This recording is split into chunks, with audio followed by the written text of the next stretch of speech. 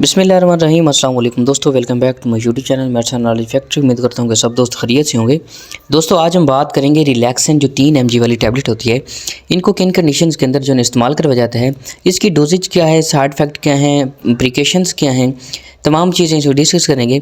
तो नए वाले दोस्तों गुजारिश है कि मेरे चैनल क्लास में सब्सक्राइब करने साथ बेल आइकन दबा दें ताकि इस चैनल पर अपलोड होने तमाम वीडियोज़ की नोटिफिकेशन अब तक बर वक्त पहुँचती रहें।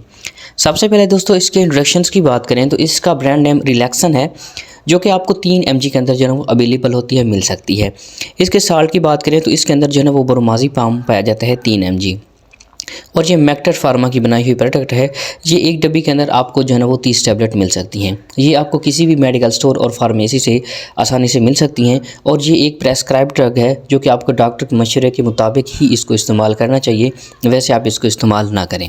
दोस्तों इसके यूजेस की बात करें, बेनिफिट्स की बात करें तो अगर आपके सिर के ऊपर कोई बोझ वगैरह है, आपके मतलब के दिमाग में कोई टेंशन वगैरह होती है, आपके दिमाग में कोई परेशानी वगैरह होती है, या आपको नींद नहीं आती रात को, ठीक है, या आपको किसी सदमे या किसी खौफ की वजह से जो है ना वो अपने सर पर जो है ना वो डिप्रेशन रहता है, ठीक है, खौफ रहता है, तो उन तमाम चीज़ों को कंट्रोल करने के लिए इस टैबलेट का जो है वो इस्तेमाल करवाया जाता है।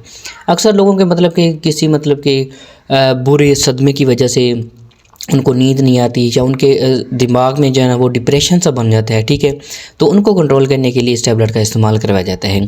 तो कुछ मरीज़ों के अंदर अगर नींद की कमी होती है, नींद रात को नहीं आती, तो उसको कंप्लीट करने के लिए भी इस टैबलेट का इस्तेमाल करवाया जाता है।